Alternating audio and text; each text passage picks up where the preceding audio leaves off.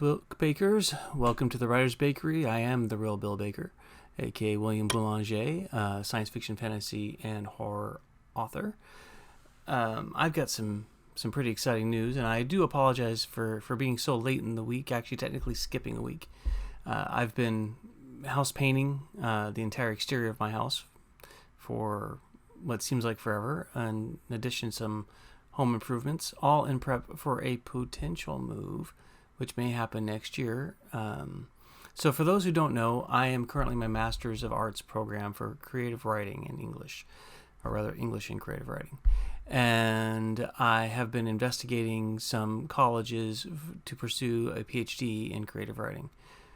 The current candidates I'm trying to pursue that I have not applied for because I haven't finished the Master's yet are Binghamton University in Binghamton, New York, and Florida State University in Tallahassee, Florida. So I'm currently attending Southern New Hampshire University for, as I said, my Master's in English and Creative Writing. And I am so excited because I started the first day of my last class today. And this is a capstone class. And the reason why this is a big deal is because the product I must create for this class is 1/3 of a full novel, completely edited and cleaned up with peer review and input from my fellow classmates. And I have to decide what to write. Now, I've kind of been seeing this coming, and throughout the entire master's program, I've been planning to write the first book in my Six Shrines saga, which is a fantasy series set in a world I've been building since about 1990, which started off as a role-playing game world with my friends. And it's evolved over 30 years of build-up. I've got maps, races, coin drawings, flag drawings, all sorts of crazy world building. And so I started writing the beginnings of this book at the beginning of this master's program 2 years ago. However, I also have been thinking that maybe I might want to save that for the PhD program, because that's the entire purpose of the PhD program, is to produce by the end, aside from being skilled as a professor in English and creative writing and getting those skills up, the final product of that will be an entire book, publishable work. So I'm torn between starting that book now, which currently has a few chapters in it, a whole bunch of excerpts, completely outlined all the way through book 6, lots of details, or starting the sequel to The Odds Job. Now, The Odds Job was a science fiction detective hard-boiled story I released back in December of 2021, and I thought it was pretty good. I did finish it back before I finished my bachelor's degree, so I was a much less skilled author at the time. Sometimes I read through it like most authors do with their old works and cringe, but I think it's pretty good. I've gotten 5-star reviews, what limited I've had for reviews on Amazon, and I think I'm ready to write the second book. So I need some input, and I know there aren't very many of you following this page yet, or this YouTube yet, but I'm going to be asking everywhere, here, TikTok, Facebook, Instagram, etc., just to get the feel, especially for people who may have actually, in fact, read The Odds Job. All of you who bought it, thank you very much, by the way. And I'm either going to write the first third of the second book in that series so that I can maybe finish it in tandem with doing a PhD while I work on The Odds Job for not The Odds Job, but the first book in the Six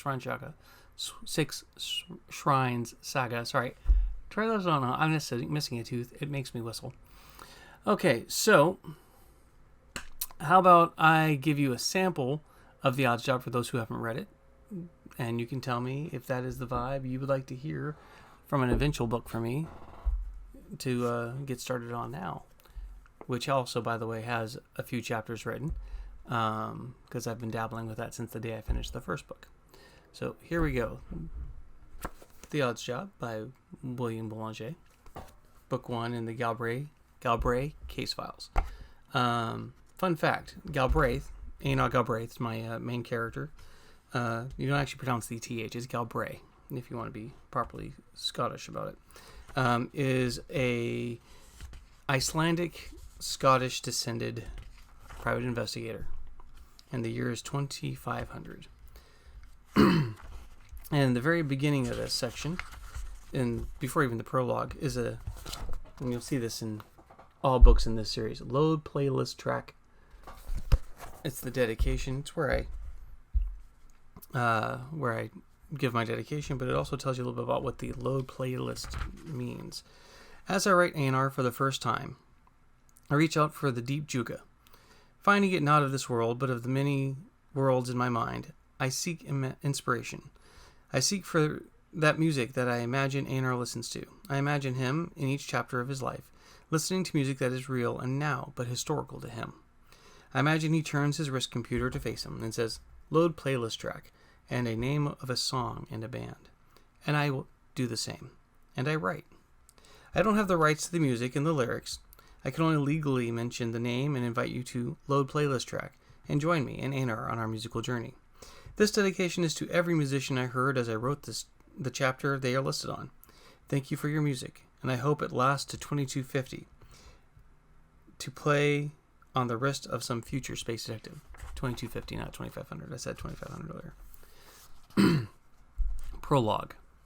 Load playlist track. Dead Kennedys. When You Get Drafted.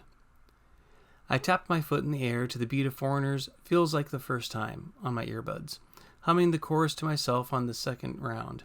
It wasn't the first time I'd listened to it, but it wasn't one I'd heard often. I was exploring music outside my normal punk choices, but sticking roughly to the same era.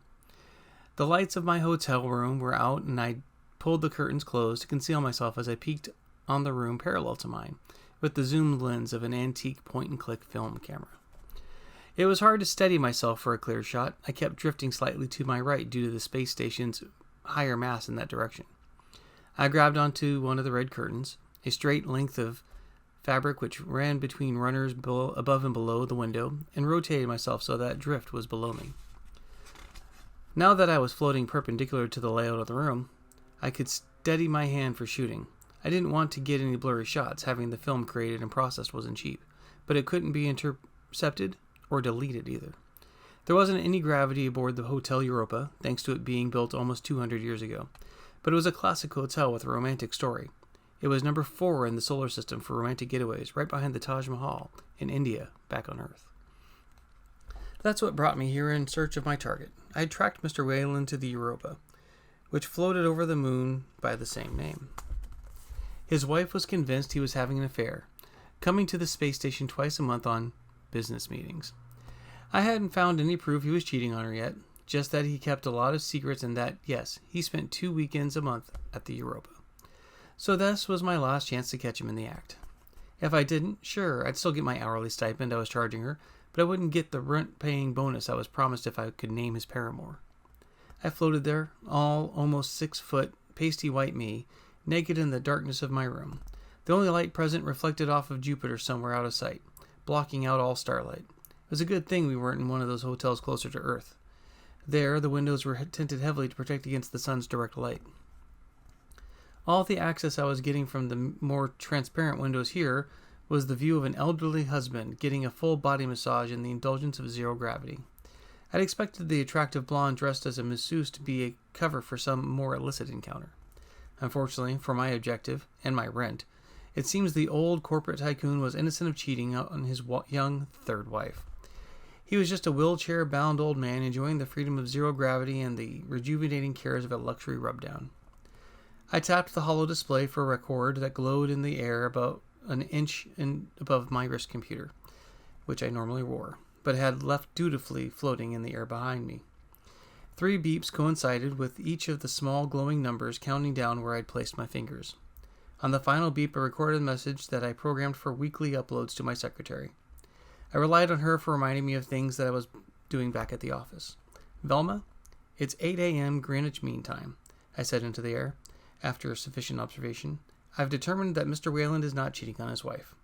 I'm linking this message with the traffic information for the film processor I use. She should have the physical photographs in a week or so. No bonus on that one, I'm afraid." Sure, the masseuse was hot, but the old man wasn't doing anything I could call cheating.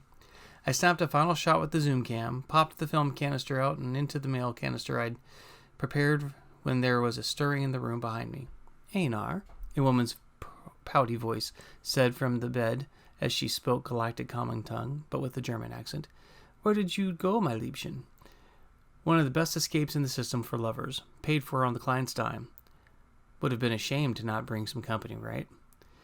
I'd met Sophie on the flight in. She was a flight attendant aboard the real space slow flight cruise ship that I'd followed Mr. Wayland on. She was due for some time off, and I was due for much more believable cover than going alone. Wayland had some serious security, and they would have been paying attention to who was within his proximity. So, checking in single at one of the most romantic spots in the solar system would have raised some alarms. Ah, well, I said to myself as a mutter to in my native Icelandic, let the old man be the oddball for this hotel. I'm not going to get my full paycheck anyways. I might as well enjoy the trip. I was halfway back to bed when my wrist computer blinked and lightly illuminated the dark room, showing I'd received a message from my secretary all the way back on Earth. Earth messages took close to an hour to reach me here, and she knew I was on a case. I reached over for my floating wrist comp and played the message as I reached the bed, which was a padded tube full of loosely floating blankets. In the center of one of those blankets protruded the blonde, short-cropped hair of Sophie, whose name I did not remember. Boss, my secretary's voice spoke in GCT with a business-like tone. Sorry to bother you on a case, but we have a high-paying client asking for you. High-paying, I said to myself as I navigated in through the white soft blankets, through an obstacle course of legs, over a diamond belly button ring, and over a pair of floating mountains to pursue lips and a face illuminated by the glow of my now adorned wristwatch. My favorite kind. You need to get back to Earth quick. My secretary's voice became secondary in my head. An ambassador for the Parliament. Says he'll pay you whatever your current fee is to drop the case you're on to take his, plus his case.